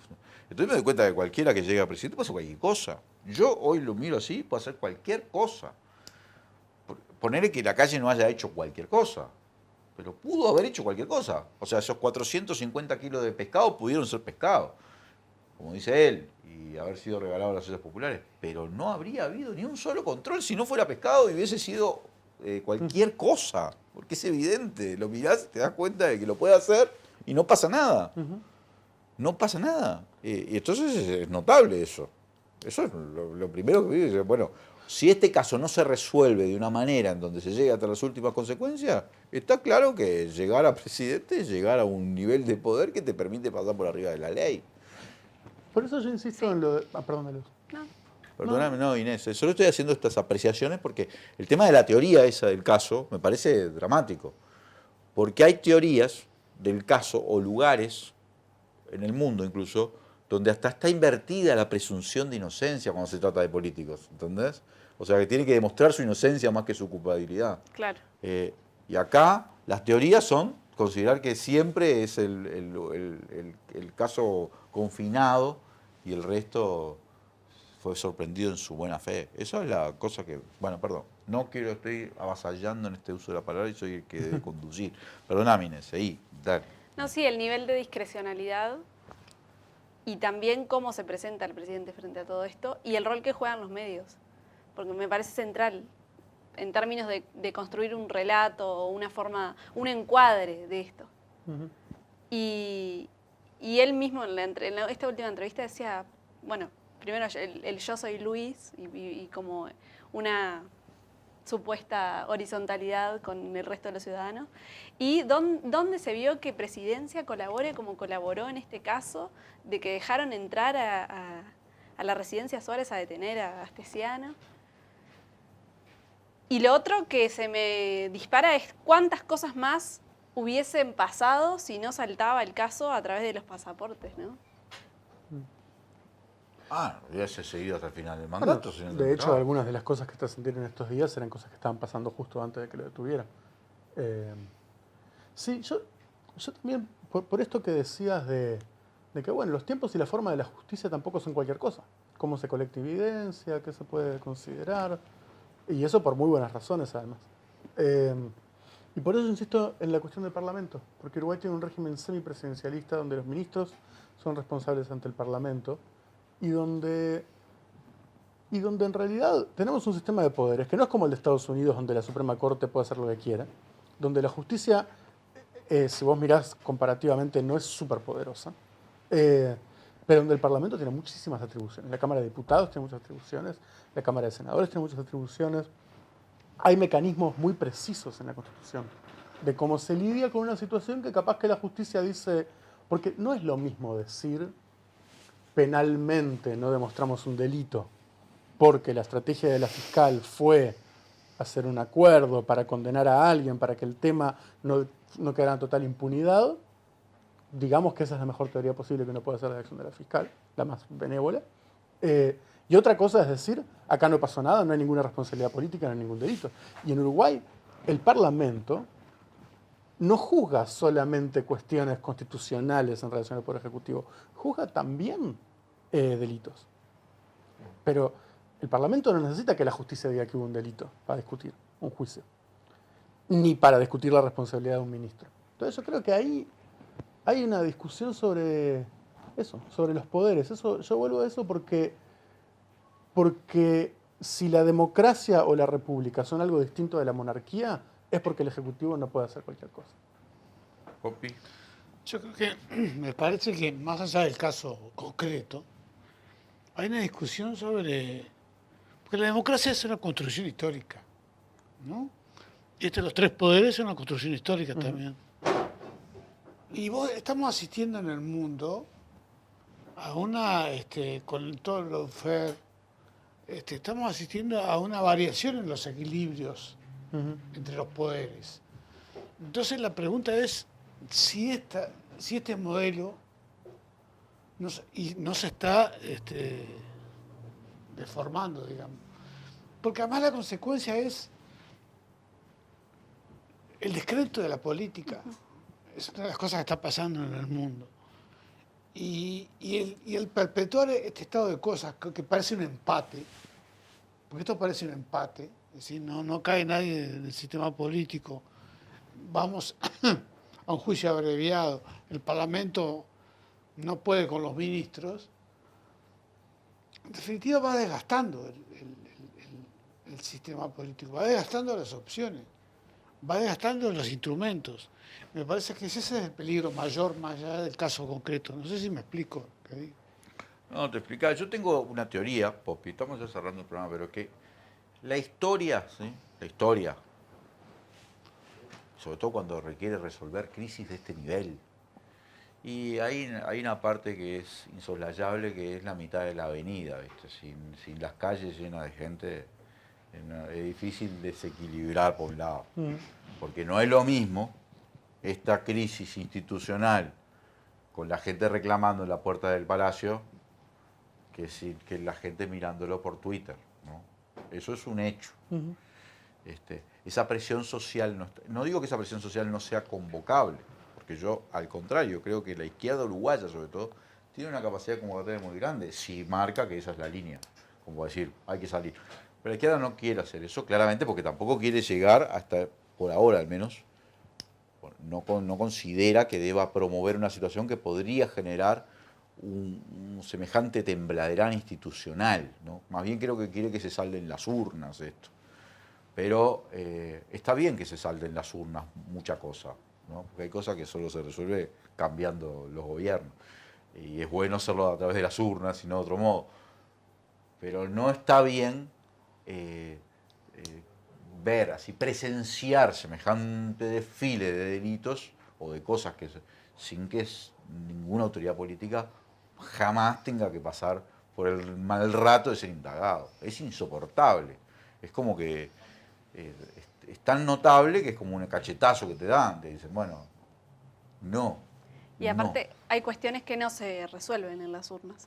Porque, bueno, determinadas políticas públicas que están impulsando desde el gobierno, incluso la reforma de la seguridad social, se puede revertir en un eventual triunfo frente amplista con otro parlamento, otra configuración y correlación de fuerzas. Pero esto de la forma, de la concepción de la política y de la democracia a la mínima, y este sentido común que se va naturalizando, que es de lo que hablábamos, no cambia tan fácilmente. Y me parece el principal riesgo de esto, que es más o menos lo que todos estuvimos diciendo de un modo u otro, ¿no? Claro, estoy de acuerdo, sí. Pero bueno, lo importante es ver qué es lo que la gente piensa. Nosotros estamos aportando en este debate miradas todo el tiempo sobre algo que a nosotros, por lo pronto, nos convoca a seguir debatiéndolo y analizándolo, porque estamos también convencidos de que tiene una importancia dramática en términos de república prácticamente. Más allá de la coyuntura, de las cosas que pasan, las medidas. No es lo mismo las medidas que una cosa que te revela que hay una especie de... Pero bueno, finalmente la gente, en última instancia, es la que tiene que tener la opinión determinante. Gracias, Inés, por habernos acompañado. Gracias también, Gabriel. Por favor. Por haber aportado también tu mirada.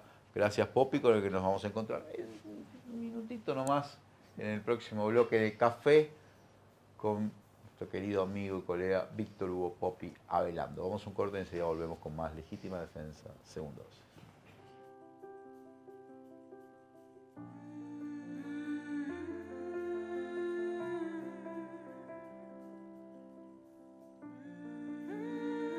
Vos agradecés contar con el mejor equipo médico. Nosotros te agradecemos por elegirnos, brindándote cada vez más atención humana, innovación y beneficios. Afiliate por el 1444 o en casmu.com.uy. Casmu, estamos para cuidarte. A veces estamos muy en la chiquita. Y si no, mira. Sí, ponele choclo, picles te gustan, dale, ponele todo. Total es gratis. Estamos tan en la chiquita que barremos cualquier tipo de límite. ¡Epa! ¡Qué boquita! ¿Eh? Pero, aunque parezca que hasta los más chiquitos están en la chiquita, solo parece. Tomá, pateala, campeón. Porque los uruguayos somos grandes. De corazón, no estés en la chiquita. Pensá en macro. Cuanto más compras, menos pagás. Macromercado es negocio. Firma Digital Habitat es una plataforma para que todos los usuarios puedan subir, firmar y enviar documentos con la misma validez que la firma presencial, garantizando que todos son quienes dicen ser. Solicitala sin costo en nuestra web e identificate por única vez en cualquiera de nuestros locales para poder firmar desde donde estés. En Habitat, hoy más que nunca, te hacemos la vida más fácil. La reforma de la seguridad social que propone el gobierno va en contra de los intereses de los trabajadores y trabajadoras. Aumentar la edad, bajar las jubilaciones y privatizar. El verdadero problema del sistema es la asistencia a la caja militar y el fracaso de la SAFAP. Esta reforma no es técnica, es ideológica. Trabajadores y trabajadoras del Estado en defensa de tus derechos y del trabajo, decimos no a esta reforma. Volvemos con Legítima Defensa, segunda dosis. Gracias a todos y todas los que nos están acompañando. Pongan likes. No puede haber tanta gente conectada y faltando likes. Eso es importante tenerlo siempre presente. Y además hagan los comentarios y los que puedan hacer donaciones, háganlas. Estoy acá acompañado de mi querido amigo Víctor Hugo Popi Avelando para analizar, como siempre, tomando un cafecito, algunos hechos destacados de esta semana. Popi. ¿Qué tal, Leandro? Bien. Y Popi, qué semana, ¿eh? ¿Qué semana de el tour del presidente, ¿no? Sí, y el tour de Legítima Defensa por todos los programas de este país. Sí. Bien. No soslayes eso. No, pero... Habrá que discutir también para la historia del periodismo nacional que esto, que algunos dicen que es como el Watergate uruguayo, ¿no? El caso más importante, la causa más grave de los últimos 40 años para otros, finalmente esto, el prontuario astesiano fue publicado por primera vez en la tapa de Caras y Caretas, el 26 de agosto de 2020. Viste que el otro día la calle dijo que aparecieron en 2021, le dijo a Blanca Rodríguez. No, un año antes lo publicamos en Caras y Caretas. Y después los audios de Fossati que demuestran que toda la investigación está como media viciada, ¿no? Salieron en un programa como Legítima Defensa por streaming. Los medios dominantes, cri, como, ¿no? Silencio. El grillo. El silencio de radio.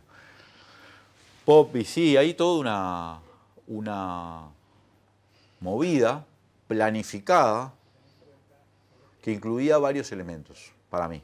No sé si coincidís.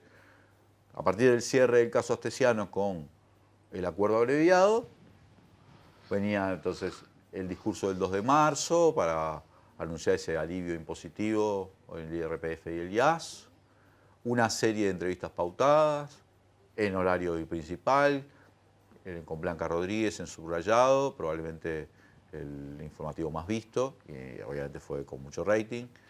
Después entrevistas con Eduardo Feynman en Argentina, con Jonathan Vial, y así, medios muy macristas, o sea, medios muy de la derecha argentina, pero que también se ven en Uruguay y que además lo quieren posicionar a él como una especie de contraejemplo del kirchnerismo. Y no sé, además como el mejor presidente de América Latina, de América del Sur por lo menos. Y sí, lo quieren posicionar ahí. La derecha tiene claro lo que busca, ¿no? Pero esa campaña tiene este problema, que apareció esta situación de Fossati, ¿no? Sucedieron otras cosas igual. Igual hay algunas cosas que me parece que siguen en la lógica de no decir toda la verdad, ¿no? Por ejemplo, cuando en la entrevista con Blanca Rodríguez dice que el 2% era sacar el 2%, reponer el 2% por la tarjeta de débito significa favorecer a los más ricos, o a los que usaban débito, según él. Y da unas cifras ahí, de 3,8 que usaban débito. Pero resulta que esas cifras son de 2017. Esto lo decía Valcorba, escuché a Martín Valcorba. Que es un estudio que se hizo antes de que se hiciera obligatoria el pago de la inclusión financiera por los bancos, ¿no? Pero claro, pero además la gente sabe, hace 6 años, datos de hace 6 años, lo que ha avanzado el uso de débito. Bueno, no existían las tarjetas como, no quiero mencionar marcas, pero las que dan, por ejemplo, las agencias de cobranza. La red de cobranza, sí. Sí, yo que sé, hay una débito mi dinero, hay otra Prex. Obviamente la tiene un montón de gente, cobra así salarios y los usa. Está claro que está mucho más extendido. Bueno, ahora hay post en la feria. Sí, en la feria. Pero además yo salí a hacer una encuesta en mi barrio, que no es un barrio demasiado oro, y pregunté, ¿pan con débito? Y entonces no me sale pan con débito. Pues tiene débito todo el mundo hasta el altura, ¿no? Pero es que vos vas a la feria, cualquier feria de barrio, vas a comprarte unos tomates, una verdura, y te cobran con débito. Entonces, Sí. ese está un indicador más grande de que el débito se ha generalizado. Sí, pero además hay otra cosa que me parece que es que cuando el Frente tomó la decisión de la rebaja del IVA se hiciera a través del pago con la tarjeta de débito, es porque la experiencia anterior, cuando se rebajó el IVA al 22 y se sacó el COFIS, no me pregunte qué quiere decir COFIS, pero era un impuesto que había, resulta que la rebaja nunca llegó a la gente. Queda por el camino, queda por en el comercio. Entonces la forma de asegurarse que el IVA se baja era esta. Y fue esta, y es esta.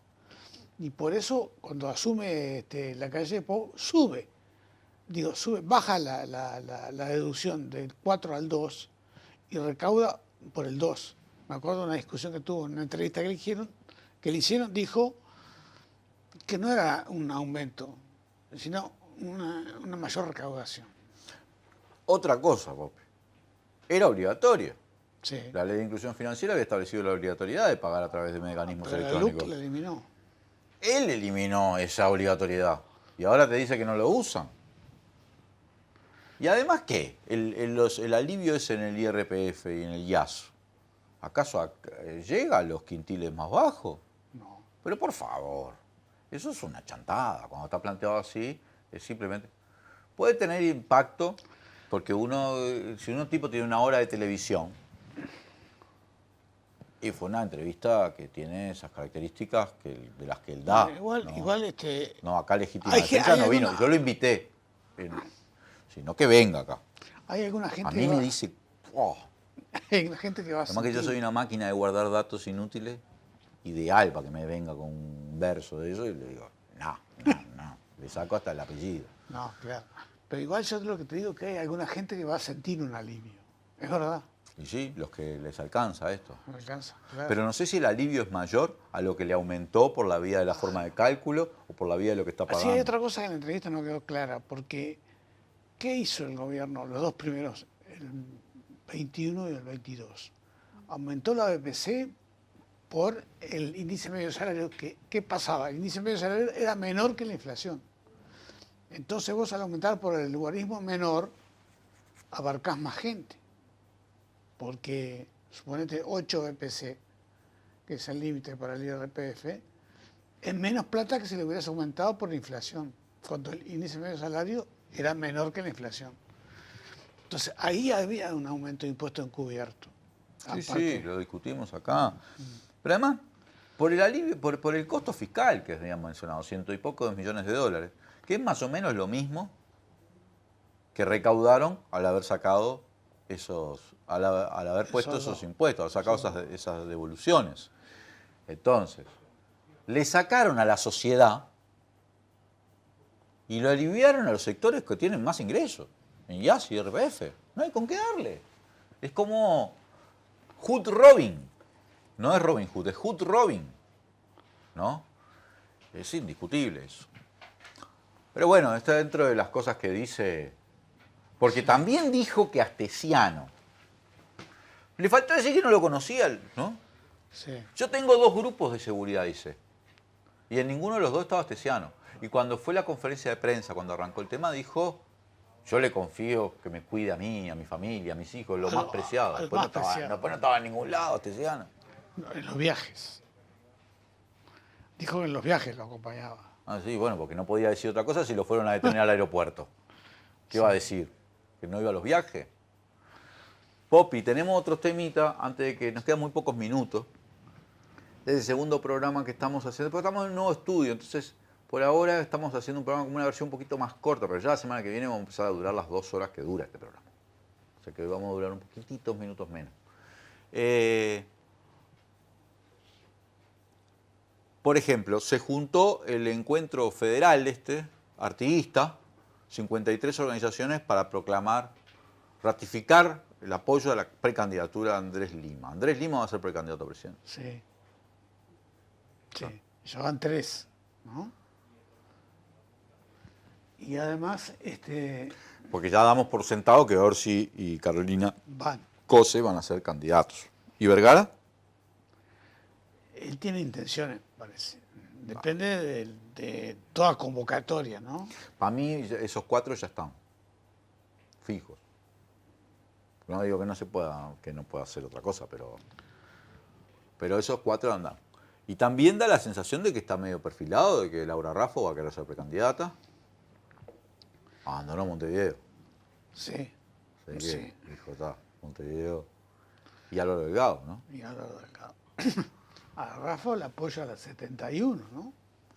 Ahí hay una cosa ahí en el herrerismo, ¿no? La histórica lista del herrerismo. La de la calle apoya a Raffo y... No. La de la calle Penedesa apoya a Rafa. a Raffo y de la calle apoyaría a A Delgado. Delgado. Que Sí, pica ahí, que fue una... Y hay otro que también estaba terciando hoy, que es Lema, el ministro, el MIDES, el titular del MIDES. Martín Lema. Martín Lema, que era que también es del sector de la calle, ¿no? ¿Y qué me contás de esto que va a hacer Richard Reed? Richard Reed va a ser una especie de encuentro progresista, ¿no? Un partido político de centro izquierda, pero fuera del Frente Amplio. Pero que tiene la vocación de después generar alianzas con la izquierda. Es una Sí, forma pero- como de capturar votos por fuera del Frente. Y es como se hizo el encuentro progresista en el 1994. Pero además él dijo que apoyaba a Orsi ya. Sí. Y yo qué sé, vamos a ver qué pasa. Lo que sí dijo que no va a ingresar al Frente Amplio. ¿Y el Partido Colorado? Ese sí que está en problemas, ¿eh? Está jodido, ¿no? Porque acá en el Partido Nacional tiene candidatos. El Frente Amplio tiene candidatos. Cabildo tiene candidatos. Partido Colorado, Estarán ahí rezando para que Bordaberry se anote. sí, que Peña resultó bastante golpeado, ¿no? Con esto. Pero Peña quiere ser precandidato. Es difícil hacer una candidatura para Peña, ¿no? Sí. Y uno que quiere ser candidato también es Muncho. Ignacio. Claro, el sucesor de Talvin Ceres, ¿Candidato por dónde? ¿Por el Partido Colorado? Partido Colorado. Ah, sí. Mirá vos. Y parece que es Ceres el lugar de largada, ¿no? Que sí como un think tank para poner candidato para Ciudadanos. Sí. Sí, pero no sé. Él lo dijo en una entrevista, que le interesaba la política y dentro de eso el Partido Colorado. Pero después tienen graves problemas, ¿no? Sí, es una situación compleja del Partido Colorado. El Partido Independiente, no sé, supongo que Mieres seguirá siendo el candidato. Que algunas encuestas le dan menos intención de voto a Mieres que al Peri. Sí. Ahí hay una lucha tenaz en los márgenes, ¿no? Yo creo que la única posibilidad que tiene Mieres es que se desarme del todo Ciudadano, que después de ahí puede captar votos.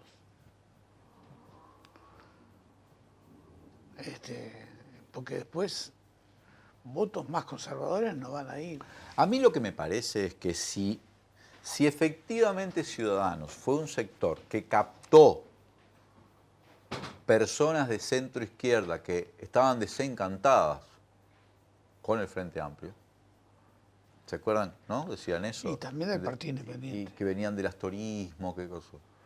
Con esta configuración tan a la derecha que tiene la coalición, la fuga de esos votos hacia la izquierda, hacia el Frente Amplio o hacia sectores como el que crea Richard Reed, en fin, hacia esa parte como más moderada del Frente Amplio, y es indetenible, porque es un gobierno muy de derecha. Pero de ahí también quiere pescar Mieres.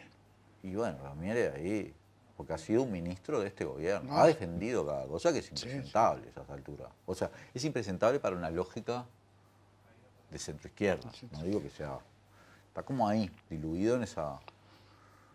En fin, empezaremos dentro de poco entonces, Poppy, a ir mezclando las noticias de coyuntura con el carnaval que empieza. Sí, fíjate que ya en abril, por ahí, se reúne convocatoria para ver si va Mario Vergara. En Partido Nacional hay gente que quiere apurar, ¿no? Como intendente de Durazno, Carmelo Vidalín. Un comentario más, Poppy, antes de terminar, de cerrar el programa. Viste, estuvimos con Eduardo Botinelli. Sí. Ellos es la encuesta que da mejor a la coalición si uno suma a todos los partidos, porque no es solo la de Equipos Mori, la de Cifra dio 43 al Frente Amplio y 38 a la coalición. Sí. 5 puntos de ventaja a más de un año de las elecciones. Si yo miro todas las encuestas, Poppy, el Frente se encamina a ganar en primera vuelta, porque además hay que ver cómo se proyectan los indecisos. Y no parece algo claramente detenible. Esto que empezó a hacer la calle, su contraofensiva, lo que él llama tomar el centro del ring, y la respuesta, como dice ahí Caras y Caretas, de los otros sectores de la coalición fue: y vos dejá de cometer errores. Si no logra tomar el centro del ring, ahora está en problema. Claro. Y yo creo que tomar el centro del ring o no Y va a depender porque un poco de la evolución del caso Astesiano. Sí, pero también tiene que ver con la reforma Jubilatoria. Que es impopular. Muy impopular. Pero es eso. Está ahí, se juega ahí, en esa clave. En los próximos pocos meses, si logra entrar en una senda de recuperación de popularidad, o se terminó. Se le terminó el partido, ¿no? No sé, capaz que es muy temeraria mi hipótesis. No, pero yo creo que aparte del caso Astesiano, que hay que ver cómo influye, ¿no? También las condicionantes económicas, porque más allá de esto, del IRPF y el IAS, fíjate que ellos votaron, que es un reconocimiento de la situación real, votaron el aumento de las partidas de alimentación, más allá de que le pegaron a las ollas populares, ¿no? Que le cortaron los víveres. Pero votaron crear una cantidad de puestos para repartir comida. ¿Y eso por qué? Porque la gente la está pasando mal, ¿no? Y porque vienen las elecciones. Porque en este país se accede al gobierno mediante elecciones. Entonces, todos tienen un componente electoral. No sé, que me haces acordar una cosa que le decía el viejo Pepe Mujica cuando recorría el país y le contaban que había gente que le ofrecía plata a los peones, malla oro, ¿viste? Para comprar el voto, y el Pepe les decía, agarrá la plata, pero no los votes. Claro. Y yo no sé si no va a funcionar un poco, no creo que así, con esa especie de, no quiero llamarle, pero populismo berreta, ¿no? En el último año empezar a tirar bolsas de cosas. No creo que eso mueva la aguja. Claramente... Pero siempre ha pasado en las elecciones. Gente que tenía carteles de los partidos tradicionales y que votaba al Frente Amplio. En la casa, ¿no? Y sí, porque le pagaban. Le ponen la guita y... Yo creo que se juega... no sé si ya tiene... Para mí ya lo tiene como medio derrotado, pero eso es una hipótesis mía. Pero... su estrategia de recuperación, que está muy coacheada, muy por publicistas, muy por profesionales y probablemente muy buenos, y además tiene un blindaje mediático que ahora sí quedó recontra revelado. Hay que ver las cosas que dijeron los periodistas, no de lo que habíamos divulgado, el contenido de lo que decía Fossati, sino de nosotros.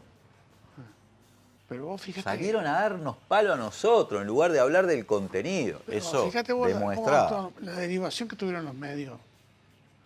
Chapucería deontológica para enmascarar blindaje otra cosa, puro y duro. Leandro, aparecieron con el caso Moravito, con el caso de este narco mexicano, como se llama, Valencia, González Valencia. Sí. Dando manija con eso. ¿No? Están en una comisión investigadora en el Parlamento sobre el tema ese del muchacho que fue herido hace 11 años en el coso de Charles Carrera. Es tan alucinante, es tan desfachatado y además es de tan mala calidad. Porque hay que reconocer que hay mala calidad ahí, ¿no? Porque uno puede armar operetas con otro nivel de sofisticación, ¿no? Sí, pero es la impunidad del poder. La otra es que el Frente, la verdad, que fue prolijo, ¿no? Tengo que decirlo yo, porque hace 3 años que hay ejércitos buscando y lo que le encuentran es un café vencido, hasta yo estoy sorprendido, pensé que alguna cosa iba a saltar, algo, porque siempre hay alguna oveja descarriada. Nunca me imaginé que el centro fuera al muchacho que le pegaron un tiro, un policía además. Es malo, atacan a Charles Carrera por algo que yo creo que estuvo bien, que es ayudar a ese muchacho para que había sido víctima de esa situación. O sea, está poco, justo a poco, ¿no? Eso, el café vencido, ¿cómo se dijo? Azucena, en su momento, en esas auditorías, ¿te acordás? Que había desapego y poco apego y no sé qué cosa, poco apego, dejá, Popi. Y del otro lado está diciendo, ya me agarré $150.000 de acá, te protege number one, y vos me hablas de poco apego.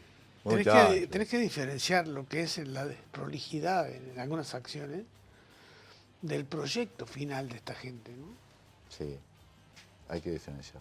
Bueno, Popi, nos quedamos sin tiempo. Ya tengo cuál va a ser la música de la campaña. ¿Cuál? De estos tipos. ¿Eh?